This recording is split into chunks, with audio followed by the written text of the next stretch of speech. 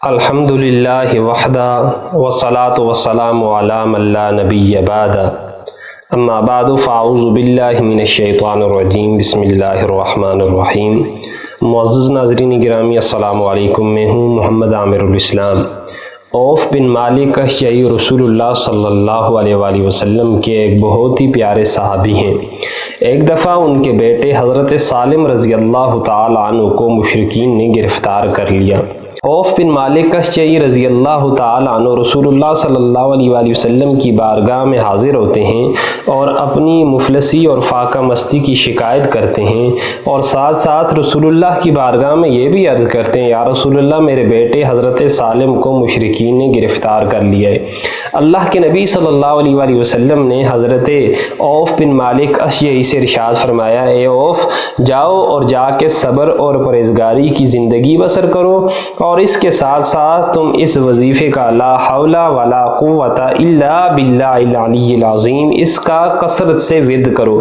تم بھی اس کا ورد کرو اور اپنی بیوی کو بھی کہہ دو کہ اس کا ورد کرے۔ اللہ اس وظیفے کی برکت سے بہت جلد تمہاری مشکلات کو اور تمہاری مصیبتوں کو دور فرما دیں گے۔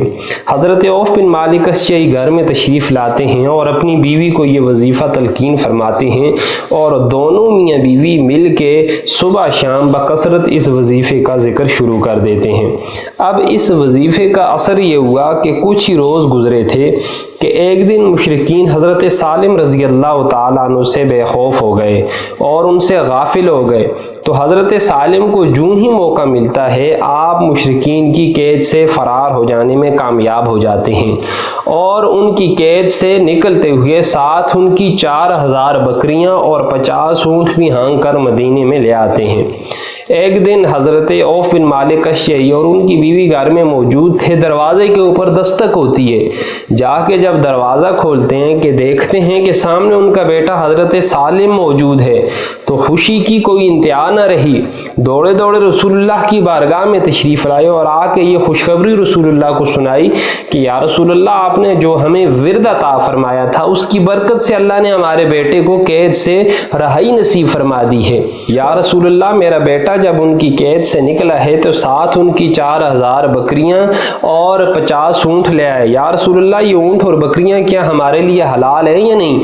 تو اللہ کے نبی صلی اللہ علیہ وآلہ وسلم نے ارشاد فرمایا کہ یہ اونٹ اور یہ بکریاں جس طرح تم چاہو ان کو استعمال کر سکتے ہو، یہ تمہارے لیے حلال ہے۔ اب اس واقعے سے ہمیں دو سبق ملتے ہیں کہ قید سے رہائی کے لیے اور فاقہ اور تنگ دستی کو دور کرنے کے لیے لا حول ولا قوت الا باللہ العلی العظیم پڑھنا یہ بہت ہی زیادہ فائدہ مند وظیفہ ہے۔ اب اللہ کے نبی صلی اللہ علیہ وآلہ وسلم کے اوپر اللہ رب العزت نے قرآن مجید فرقان حمید کی آیات مقدسہ سورہ طلاق اس کی آیت نمبر 2 اور 3 نازل فرما دی۔